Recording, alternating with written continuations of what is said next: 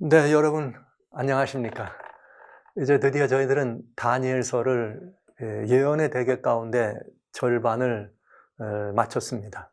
12장까지 있는데 6장까지 봤으니까요. 절반을 본 거죠.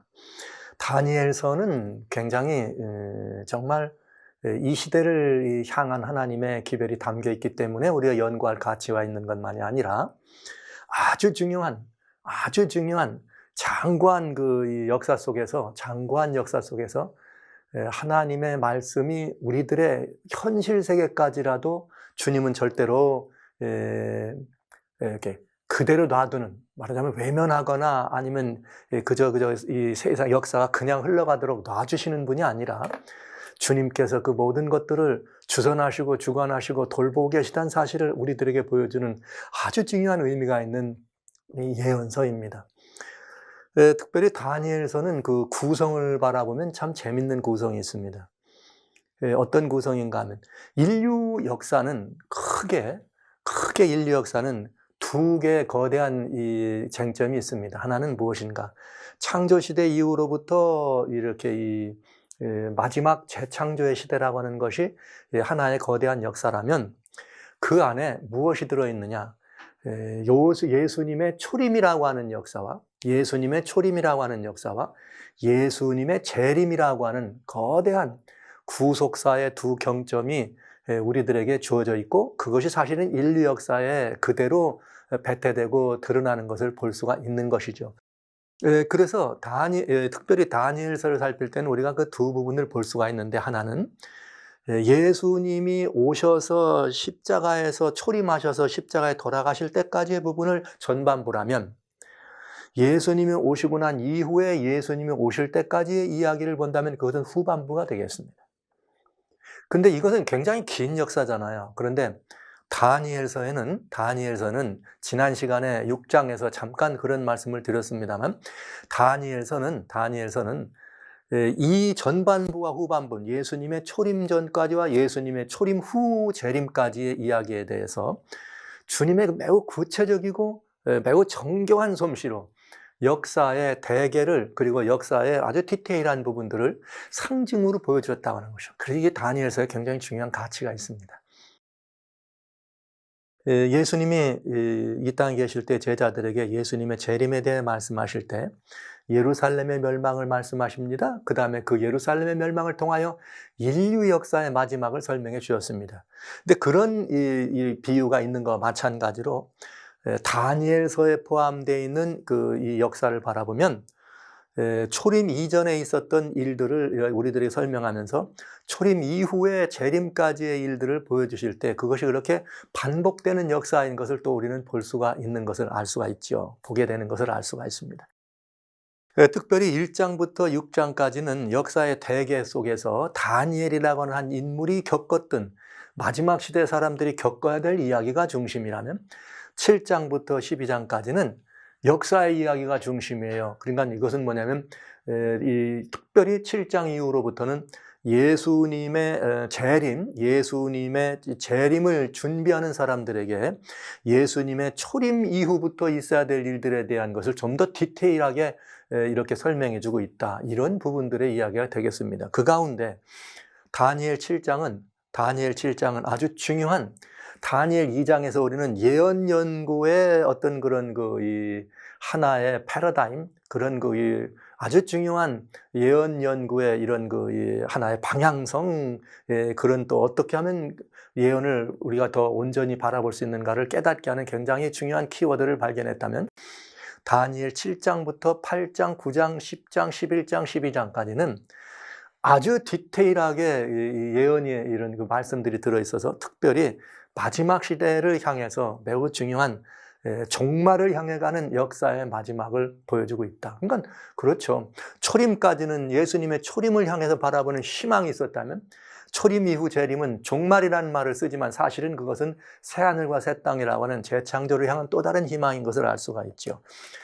그래서 우리는 지금 다니엘 7장에 들어갑니다. 이제 여러분들 지금까지 예언을 살피시거나 공부하시면서 와, 이런 부분이 있었구나 하는 것들을 이제 아시게 될 것입니다. 그래서 다니엘 7장부터는 상당히 저희가 매우 조심스럽게 매우 아주 세밀하게 성경 전반에 걸쳐 있는 창세기부터 계시록 66권까지 걸쳐 있는 이야기들을 가능하면 여러분들과 같이 아주 디테일하게 다니엘서를 살피는 이 속에 한번 포함시켜서 우리 살펴보도록 하겠습니다.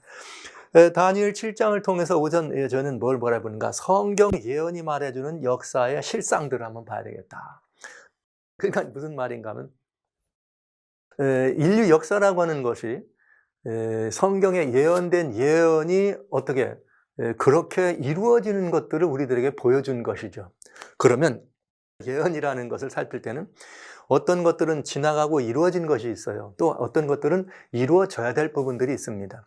그래서 예언을 살필 때는 이루어진 것들이 정확하면 이루어질 것들도 확실하다는 걸 알 수가 있지요. 그런데 특별히 이것들을 살피는 데 있어서 다니엘서 7장, 8장, 9장, 10장, 11장, 12장은 아주 정교하리만큼 그 부분에 대해서 우리들에게 구체적으로 말씀해 주신다. 그래서 저는 그것이 역사의 실상이다. 그러니까 예언된 역사도 분명히 그것은 이렇게 마치 이루어지지 않은 헛것이 아니라 이루어진 실상이라는 걸 바라보면서 우리 한번 과거와 현재와 미래를 돌아보는 아주 복된 시간을 갖도록 합니다.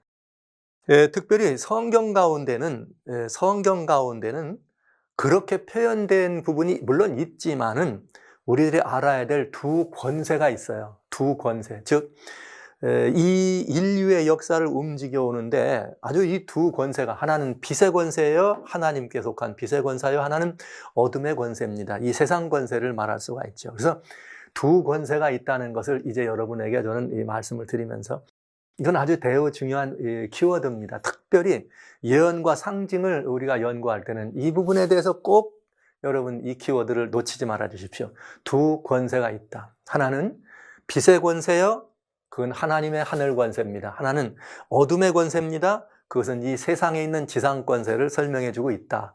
이 두 권세라는 이야기를 여러분들에게 말씀드리면서 이 권세, 두 권세가 펼쳐져 가는 매우 중요한 빛과 어둠의 싸움, 선과 악의 싸움, 하늘과 땅의 이 세속에 속한 이런 것들, 하나님과 하나님을 대적하는 그런 싸움과 이런 것들이 이 역사 속에서 매우 이렇게 아주 중요한 역할을 하면서 우리 인류 역사를 지금까지 구성해 온 것을 알 수가 있게 됩니다. 특별히 다니엘서 7장에는 다니엘 7장에는 이제 이 다니엘의 계시가 지금까지는 여러분 계시보다는 2장에 나오는 꿈, 2장에 나오는 꿈, 또 4장에 나오는 꿈, 뭐 이런 것들 그렇게 보면서 우리는 꿈이 중심이 된 것을 보았어요.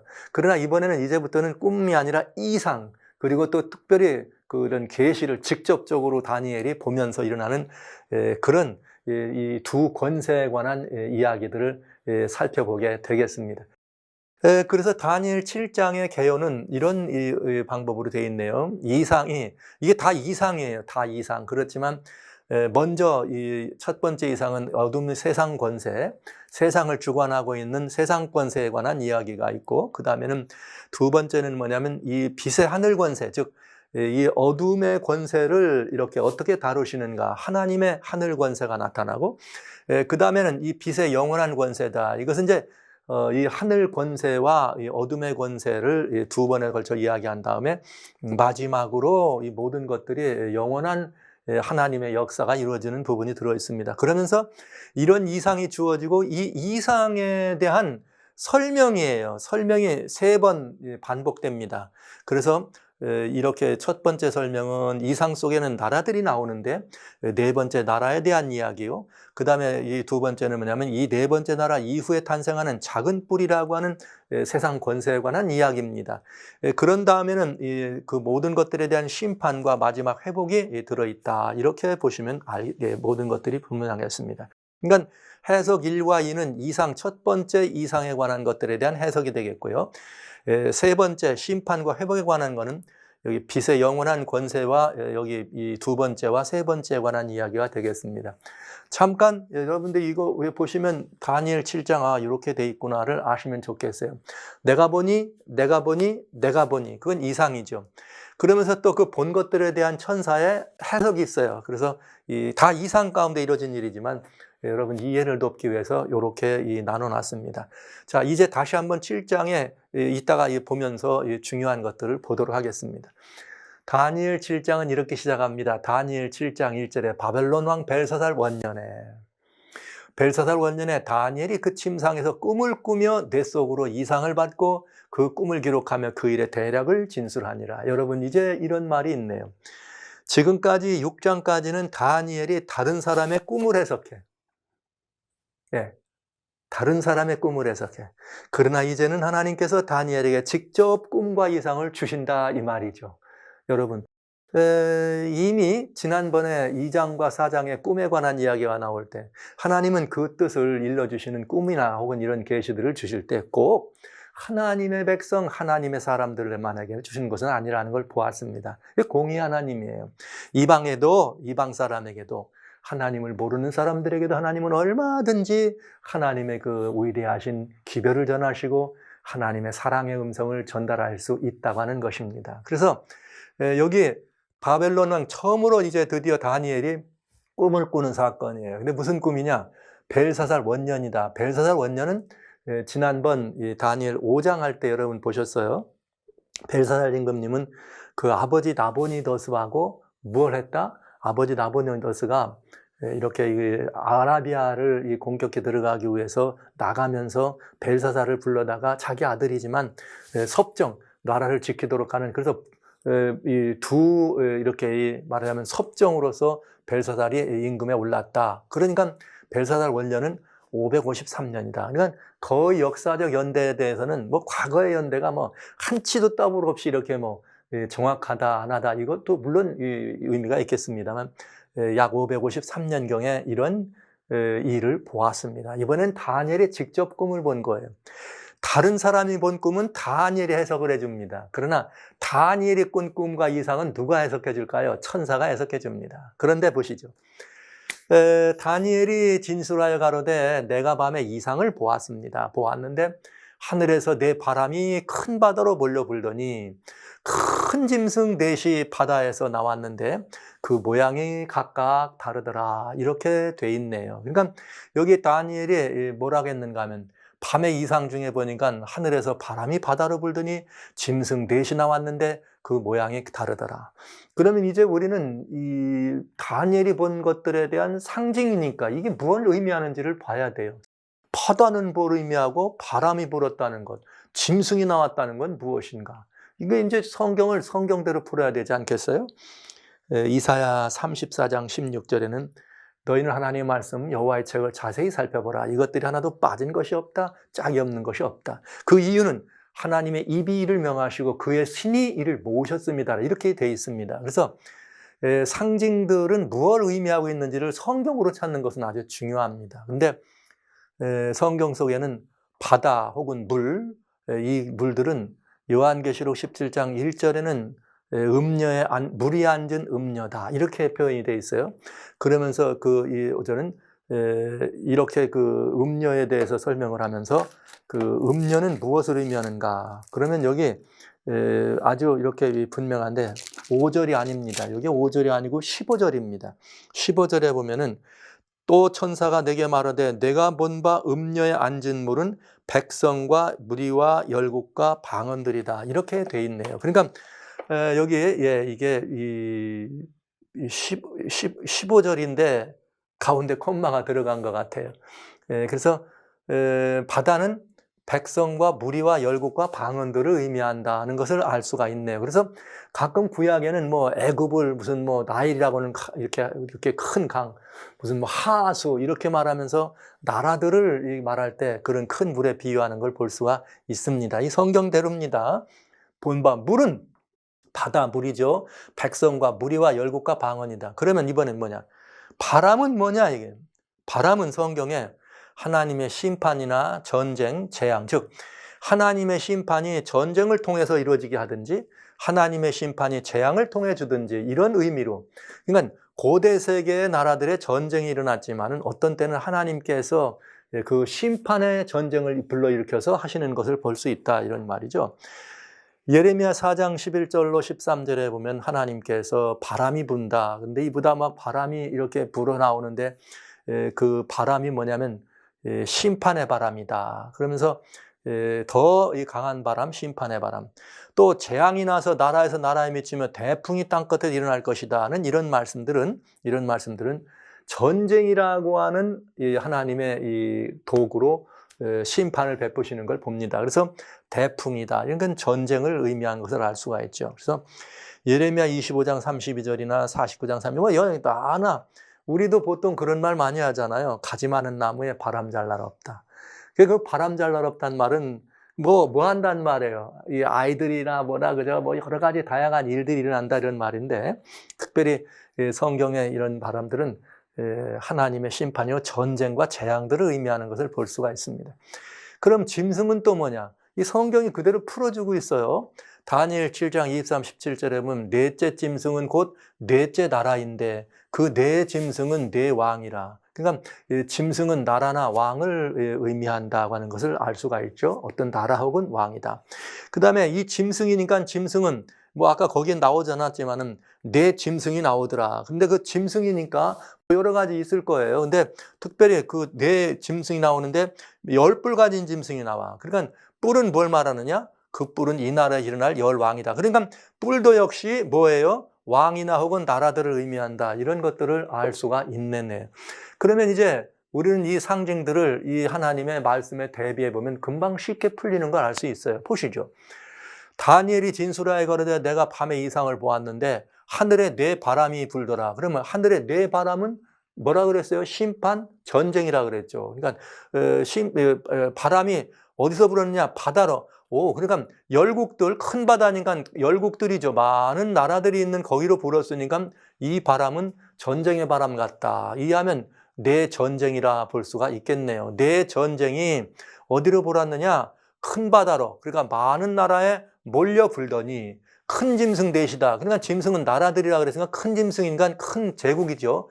큰 나라 넷이 바다에서 나왔는데 그 모양이 각각 다르더라. 이렇게 돼 있네요.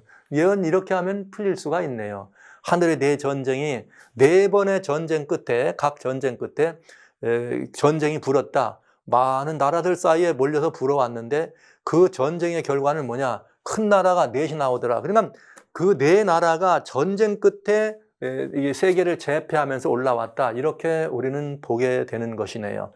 그럼 이제 한번 볼까요? 어떤 짐승들이 나왔는지 한번 살펴보도록 하겠습니다. 그러니까 짐승은 나라들이라는 걸 여러분 그냥 염두에 두시고 보면 돼요. 그 다음에 이제 바다에서 올려왔으니까 열국과 부리고 다니엘 당시에 있는 그런 이 많은 다양한 나라들이 있는 곳에서 올라왔다 보시면 되겠네요. 자, 첫째는 사자와 같은데 독수리에 날개가 있더라. 내가 볼 사이에 날개가 뽑히고 땅에서 들려서 사람처럼 두 발로 서기함을 입었더라. 또 사람의 마음을 받았으며 다른 짐승 둘째는 곰과 같은데 몸 한 켠을 들고 입 사이는 새 갈빗대가 물렸더라. 그에게 말하는 자가 있어 이르기를 일어나 많은 고기를 먹으라 하였으며 그 후에 내가 본즉 다른 짐승 표범과 같은 것이 있는데 등에는 새의 날개 넷이 있더라. 짐승에게 또 머리 넷이 있으며 또 권세를 받았더라. 여러분 이거 보시는데 해석 어려우시지 않죠? 일단 이 짐승들이 어떤 나라를 묘사하는지는 우리가 성경으로 살펴봐야 되지만 내이동조 사자 같은 짐승이 있는데 날개가 있더라. 뭐 날개도 보통 날개가 아니고 독수리네. 그러니까 백수의 왕인 사자가 이 정말 나르는 이 새들 중에 왕인 독수리의 날개를 가졌으니 이건 얼마나 강력하고 얼마나 날개니까 신속하게 나라들을 잡았을까? 뭐 이런 불 보겠어요. 그 다음에 이 다른 짐승은 뭐냐? 곰과 같은데 몸 한 켠을 들고 입 사이에 새 갈빗대. 그런 새 갈빗대를 물었다는 말은 새 짐승을 먹은 거니까 새 나라를 이겼다는 얘기가 되겠네요. 많은 고기 짐승 맞네요. 그 다음에 짐승은 보니까 표범과 같은 것이 있는데 새 날개 넷이 있다. 그러니까 날개가 넷이나 달릴 정도니까 얼마나 신속하게 이런 이 싸움과 이 나라에 이런 일을 해나갈 것인가. 이게 분명한 모습을 우리 먼저 이렇게 볼 수가 있네요. 그러면서 새 짐승을 보았어요. 내가 밤 이상 중에 그 다음에 본 넷째 짐승은 네 번째 짐승이에요. 무섭고 놀라우며 극히 강하며 천리가 있어서 먹고 부서뜨리고 나머지는 발로 밟고 이 짐승은 전에 모든 짐승과는 다르면서 뿔도 있더라. 10뿔이 있더라. 그런데 이 짐승은 무슨 모습이 나타나질 않네. 희한죠? 이 짐승은 어떤 짐승인지가 드러나질 않아. 뿔은 있고 이빨은 이 천리빨을 가졌는데 곰도 아니고 표범도 아니고 사자도 아니고 어떤 짐승인지를 다니엘은 모르는지 설명이 되어 있지 않아요. 그런데 내가 그 뿔을 유심히 보는 중 다른 작은 뿔이 그 사이에 나더니 먼저 뿔 중에 셋이 그 앞에 뿌리까지 뽑히며 이 작은 뿔에는 사람의 눈 같은 눈이 있고 또 입이 있어 큰 말을 하였느니라. 와우, 이게 대강은 나라들이 나오는데 그 나라의 성격이 이런 성격이구나는 알 수 있는데 이제는 이 나라들이 어떤 나라인지를 아는 것이 매우 궁금하게 되었습니다. 여러분 어렵지 않습니다. 그저 이 키워드만 이해하면 어렵지 않아요. 우리 하나님께서 성경 말씀을 주실 때 이 성경 말씀은 왕도 기록했습니다. 아주 이 문필가도 기록합니다. 장군도 기록했습니다. 뿐만 아니라 농부도 기록했습니다. 그죠? 어부들도 기록했습니다. 그러면 여러분 이 내용이 이건 무엇을 우리들에게 보여주느냐 하면 이해할 수 없는 어려운 말로 우리들에게 주셨다. 그게 아니다. 이런 뜻이에요. 성경은 성경과 성경을 대조하고 성경과 성경을 같이 합쳐서 풀어보면 얼마든지 그 답을 찾아볼 수 있도록 구성이 되어 있습니다. 그래서 여러분 아까 말씀드린 것처럼 그 키워드를 찾아놓으니까 바람은 전쟁이다. 내 짐승은 나라들이다. 물에서 올라왔다. 그건 많은 나라들이구나. 그러면 나라들끼리 전쟁해가지고 통합하면 한 짐승이 나타나고 그 다음에 또 싸워가지고 또 다른 짐승이 나오고 그러면 열국들이 그렇게 제국이 탄생하는 모습, 말하자면 제국의 탄생을 설명해주고 있다. 그러면서 약간씩 여기 이 짐승이나 이런 것들을 보면서 그 제국의 성격이 무엇인지를 우리들에게 살그머니 보여주는 것을 알 수가 있죠. 그럼 한번 우리 따져보고 살펴볼 수가 있어요. 다니엘이 이상 중에 본 짐승은 어떤 짐승이냐? 독수리의 날개를 든 사자, 새갈비뼈를 입으면 곰, 그 다음에 새 날개 넷이 있는 머리가 넷이고 날개가 넷인 뭐예요? 표범. 그 다음에는 이 무슨 짐승인지는 모르지만 뿔이 있는 짐승이에요. 10뿔 가진 무서운 짐승이었습니다.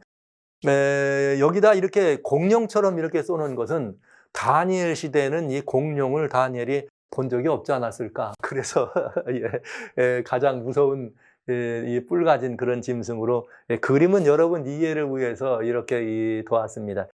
이 짐승들이 모양이 없다. 이것을 이해하기 위해서는 우리는 이제 계시록과 나중에 살펴보면 왜 무슨 짐승인지 그게 이렇게 무엇을 닮았는지 뿔은 있는데 그게 이런 이유를 볼 수가 있겠네요. 자, 이런 네 짐승의 거대 짐승이 어떻게 나왔느냐? 역사에 이렇게 한 모퉁이에서 열국들 사이에서 순서대로 사자와 곰과 표범과 이런 네 짐승들이 순서대로 등장해 온 것을 우리는 알 수가 있겠네요. 이 순서대로 등장한 이 짐승들, 우리는 이걸 보면서 뭘 생각하느냐? 이 세상에 있는 권세들, 그것이 어둠이든 빛이든 세상에 있는 모든 권세들에 대한 하나님의 정의는 이렇습니다. 권세는 하나님께로 나지 않음이 없나니 모든 권세는 다 하나님의 정하신 바라. 이렇게 돼 있네요.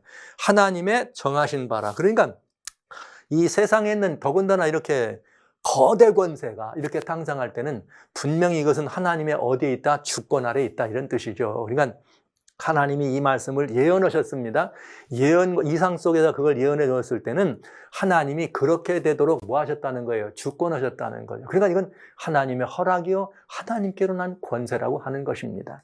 자, 이제 그 권세가 빛의 권세를 대변한 것인지 어둠의 권세를 대변한 것인지는 아직 우리가 찾아봐야 될 것이고요. 여하튼 빛도 어둠도, 빛도 어둠도, 하나님은 빛도 지으시고 어둠도 지으신 하나님. 그러니까 그 하나님께서 이런 모든 권세조차도 그렇게 함께 하시는 것을 우리가 알 수가 있겠죠. 여러분, 우리는 이 하나님의 이야기를 바라보면서 세상의 권세도 하나님의 이런 그 허락 아래에서 일어난다고 하는 것을 우리는 알 수가 있겠습니다. 그래서 저는 여러분들과 같이 이제 이 말씀 속에 있는 강대의 나라, 대제국들, 네 제국을 하나님께서 이렇게 이 예언에다가 심어 놓으시면서 하나님이 세상의 권세도 하나님의 허락하심 속에서 이렇게 나온다고 하는 이 사실을 여러분과 같이 살펴보고 있네요. 그래서 저는 우리 주님께서 이사야 46장에 이런 말씀을 하셨어요. 이건 어떤 말씀을 하셨느냐면, 내가 종말을 처음부터 구하며 아직 이루지 아니한 일을 옛적부터 보이고 이르기를 나의 모략이 설 것이니 나의 모든 기뻐하는 것이 어떠하리라 이루어지겠다. 이렇게 주님은 이 말씀하셨습니다. 그러니까 하나님께서 이런 모든 것들을 역사의 대개를 미리 말씀하셨다는 것을 알 수가 있어요. 역사의 대개를 이렇게 미리 말씀하시고 이렇게 미리 말씀하신 하나님이 여기 보신 것처럼 내 짐승을 우리들에게 내 짐승을 주시면서 이 부분들을 설명해 주셨다는 것을 알 수가 있네요. 그러면 이 첫 번째 짐승부터 한번 살펴봐야 되겠죠. 첫째는 사자 같은데 독수리에 날개가 있더라. 내가 볼 사이에 날개가 뽑히고 땅에서 둘려서 사람처럼 두 발로 석양을 입었으며 사람의 마음을 받았으며. 와우. 짐승인데 사람의 마음을 받았으면 나중에는 이게 어떻게 됐다는 거예요? 짐승 되기를 포기했단 말이 되겠네. 그렇게 이해하는 것도 재밌는 해석 방법 중 하나 되겠죠. 사자인데 독수리 날개가 있습니다. 자, 그럼 이 첫 번째 짐승만 해결하면 우리는 다음번은 순서대로 나갈 수가 있겠죠. 그러면 우리는 모든 것들을 다 폐기하고 이렇게 상징을 이해할 때는 그 상징 이해의 열쇠가 있어요. 그것도 역시 성경은 성경대로 풀어야 합니다. 근데 우리는 이런 게 있죠. 이렇게 성경 해석을 할 때 문화적 백그라운드에서 그냥 푸는 경우가 있어요. 매우 위험하죠. 말하자면 우리나라 사람들은 꿈을 꾸다가 무슨 꿈을 꿔요? 여러분 뭐 돼지 꿈을 꾸면은 요거 복꿈이다 그래가지고 복권 사러 간대잖아요.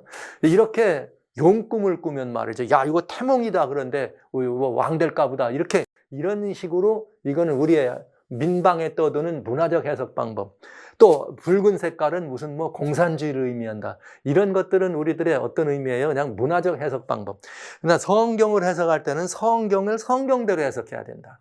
그러면 일단은 사자다. 그럼 사자와 독수리로 묘사되어 있는 도대체 이 나라는 어떤 나라를 의미한 것인가? 성경은 답이 있을 거 아니에요? 그러면 이 나라가 어떤 나라냐? 이렇게 볼 수 있겠네요. 이스라엘은 흩어진 양이라. 이스라엘은 무슨 나라예요? 양으로 묘사됐습니다. 와우. 하나님 백성들은 양으로 묘사된 나라들이었습니다. 그렇죠? 그런데 사자들이 그를 따르더라. 그런데 바벨론 왕 느부갓네살이 그 뼈를 꺾도다. 그러니까 사자가 그들을 내는데 왜 둘이냐? 이스라엘은 북방 이스라엘과 남방 이스라엘 둘로 나눠집니다. 그런데 북방 이스라엘은 아수르라고 하는 나라에 의해서 멸망합니다. 그러나 남방 유다는 바벨론 왕, 바벨론에 의해서 멸망합니다. 그러니까 사자들이 그를 따르는데 아수르와 바벨론을 사자로 놓은 것이에요. 그러나 지금 다니엘이 있을 때는 어느 때예요? 유다 나라죠. 이미 이렇게 이스라엘이 멸망하고 지나간 이스라엘. 그러니까 여기 바벨론 왕 느부갓네살이 먼저 나온 사자 아수르도 공격해서 다 삼켜버렸으니까 여기 말하는 대제국을 건설한 나라는 바벨론 왕 느부갓네살의 나라가 분명하다. 성경은 그 나라를 뭐라고 얘기했다? 사자라고 얘기했다. 그럼 답이 탁 나와버렸네. 그렇지만 여기 독수리 날개가 있으니까 이것도 한번 봐야 되지 않을까요? 근데 실제 이사야서나 이사야서에서도 그런 말이 있어요. 바벨론 사람들, 바벨론에서 나오는 이 사람들을 설명할 때는 뭐라고 나오냐면 이사야 46장에 이런 말이 나와. 내가 동방에서 독수리를 부르며, 이사야서니까 아직 멸망하기 이전입니다. 동방에서 독수리를 불러옵니다. 그러니까 동방에서 내려오는 독수리다 그러면 그런 누구를 의미했을까 염두에 두시면서 여기 에스겔 17장 3절로 7절에 날개가 크고 털이 숱한 독수리다. 날개가 크고 털이 숱한 독수리가 나온다. 그런데 이 독수리는 누구를 말했느냐? 바벨론 왕이다. 이렇게 돼 있어요. 에스겔 17장 12절에. 그러니까 여러분 독수리의 날개가 있는 것도 독수리의 날개도 바벨론, 사자도 바벨론. 그러니까 우리는 이 짐승이 바벨론, 느부갓네살이 있었던 바벨론이라고 하는 나라를 의미한다고 하는 것은 두말할 것도 없이 성서적으로 명쾌하게 답이 나옵니다. 그러니까 첫 짐승만 알면 그 다음 짐승들은 우리가 순서대로 알 수가 있겠죠. 자, 보시죠. 그런데 실제로 바벨론이라고 하는 나라는 오늘날 고고학자들이 그 바벨론의 옛 성터나 그 터전을 살펴보면 부조가 나오는데 사자의 부조가 있어요. 그러면서 독수리의 날개가 달려있는 성벽의 부조. 성벽의 부조만이 아니라 이렇게 어디에다가 점토판이나 이런 데다가 임금이 뭘 합니까? 인장을 찍잖아요. 도장을.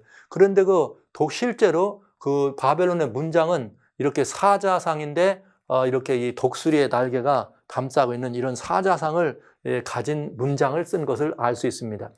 성경이 말하는 지적한 나라 바벨론과 실제 역사 속에서 나왔던 그 바벨론이 모습이 정확하게 일치한다는 걸 우리는 알 수가 있다는 것이 절묘하죠. 그런데 그것은 바벨론은 605년에 예루살렘을 이렇게 쳐들어오기 시작하죠. 그러면서 이 바벨론이 느부갓네살 임금이 원년이 605년입니다. 605년 원년에 세서 약 70년 만에 이 나라가 망하게 되는데, 이 나라가 사람의 마음을 받고 뭐 이런 것들은 좀 뒤로 미루고 일단 나라들이 짐승이 무엇을 의미하는지를 먼저 보도록 할게요. 자, 그 다음에는 이 나라가 어디에게 멸망합니까? 우리는 이미 뭘 봤어요? 다니엘 5장을 봤어요. 어느 나라의 멸망에? 메데 바사, 페르시아라고 하는 나라에 망하는 걸 봤습니다. 그러니까 당연히 두 번째 짐승은 무슨 나라예요? 메데 페르시아라는 걸 알 수가 있겠네요. 자, 보시죠.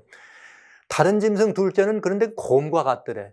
근데 그 몸 한 켠을 들고 입에 사이에는 갈빗대가 물렸는데 그에게 말하는 자가 있어 일어나 많은 고기를 먹으라 하더라. 그러니까 이건 우리가 금방 해석할 수 있어요. 곰 같은 짐승인데 몸 한 켠으로 들어서 기울었다. 이 말은 뭔가 균형이 좀 덜 맞죠. 그리고 듣는데 새 갈빗대를 물었단 말은 새 나라를 잡수셨다. 이런 뜻이잖아요. 그러니까 그럼 이건 무엇을 말하느냐? 우리는 한편 볼 수가 있어요. 자, 메드피아라 베사라고 하는 나라는 두 나라가 연합하는 나라입니다.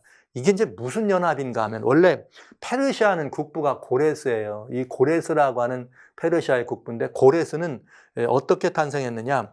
원래는 메데 나라의 아스티아게스라고 하는 임금이 있었습니다. 메데 아스티아게스. 그의 딸이 만다네예요. 근데 이 만다네라는 딸이 너무 출중해. 너무 잘났어.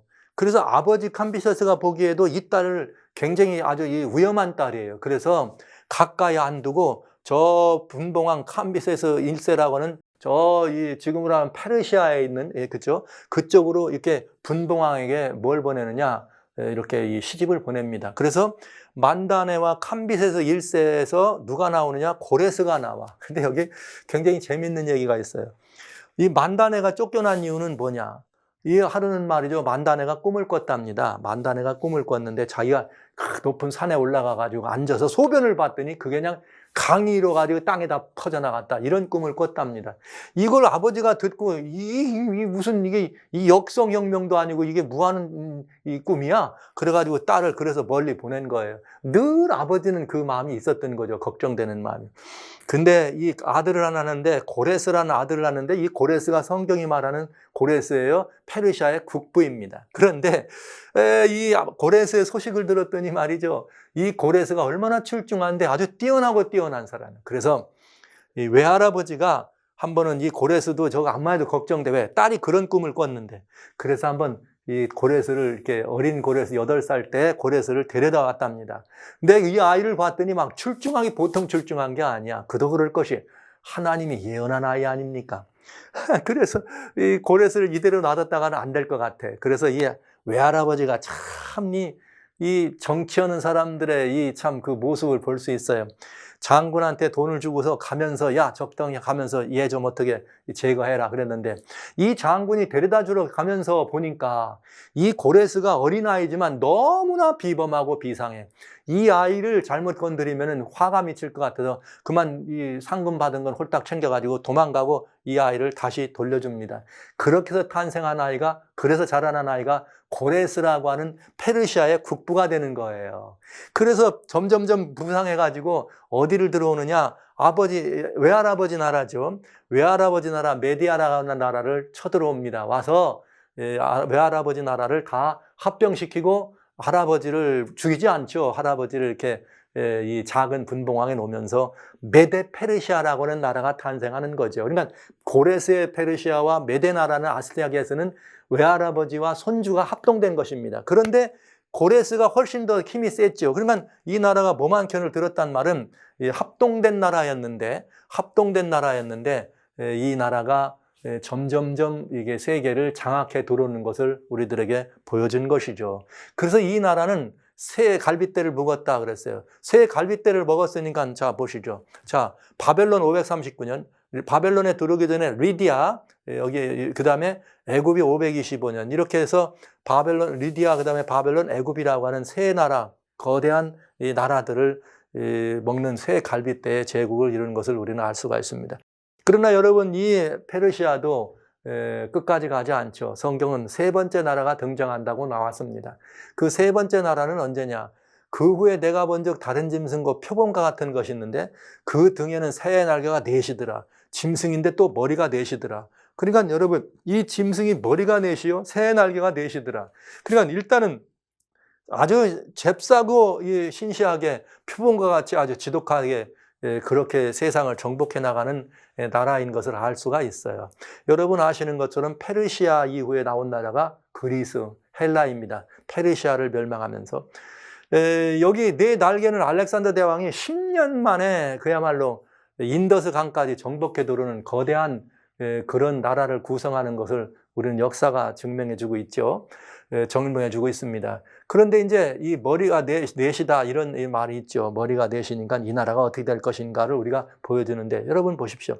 팔랑스 돌격부대라고 하는 기마병. 그러니까 이게 여기 12척이니까 3m 60대는 12척 되는 놋창과 놋방패를 가지고 지난번 다니엘 2장 때 잠깐 봤어요. 놋창과 놋방패를 가지고 35,000명의 기병대를 가지고 여러분 기병대를 가지고 70달란트 이렇게 이 군량밀만 가진 다음에 그냥 정복전쟁을 해나가가지고 10년 만에 인더스강까지 왔다 이 말이에요. 그러니까 막 새의 날개를 단 나라라고 할 때 아주 그리고 표범과 같이 그냥 무서운 속도로 이렇게 이 세상을 정복해 간 것을 금방 알 수가 있겠네요.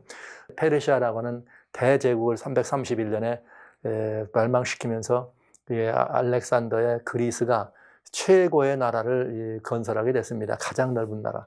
근데 알렉산더가 33살 약관의 나이 그냥 33세에 죽습니다. 그때 대왕이시여 이 나라를 누구한테 줍니까? 그랬더니 강한 자가 차지하라. 알렉산더에게는 자녀가 없었고 유복자만 있었습니다. 근데 그때 누가 가장 강한 나라 사람이었느냐? 안티고누스라고 하는 장군이었습니다. 그러니까 안티고누스라고는 장수가 가장 강한 장수였지만 혼자로 따지면 가장 강한 장수였지만은 실제는 그 나라에는 4명의 또 다른 이렇게 위치에 따른 장수들이 있었어요. 소아시아 반도와 저쪽에 마케도니아 소아시아 반도를 차지했던 카산도와 리시마커스. 그 다음에 소아시아 오른쪽으로 나오면 이제 이 페르시아 이렇게까지 가는 과정에 있는 위에 셀류커스라고 하는 왕조와 그 다음에 에집트를 중심으로 한 톨레미 왕조 여기를 구성하는 4장수들이 있었습니다. 이 4장수들이 입소수라고 하는 곳에서 전쟁을 해. 누구와 함께? 안티고누스와 함께 전쟁을 합니다. 그래서 안티고누스를 1대4로 전쟁을 해가지고 어떻게 되는 거예요? 이겼죠. 이기니까 그들은 4장군들이었는데 사실은 4장군이었지만 나라를 4개로 찢어 먹었습니다. 그러니까 결국은 이 표범의 머리가 넷이라고 하는 것은 순식간에 그리스가 4개의 나라로 나눠지는 것을 알 수가 있죠. 그래서 카산드로는 마게도니아와 그리스를, 리시마코스는 소아시아 일쪽이요. 그 다음에 셀류커스는 페르시아의 대부분이죠. 소아시아 오른쪽으로 보시면 소아시아 반도, 그 다음에 여기 프토레마이스는 애굽과 팔레스틴, 시리아 일부를 차지하게 됩니다.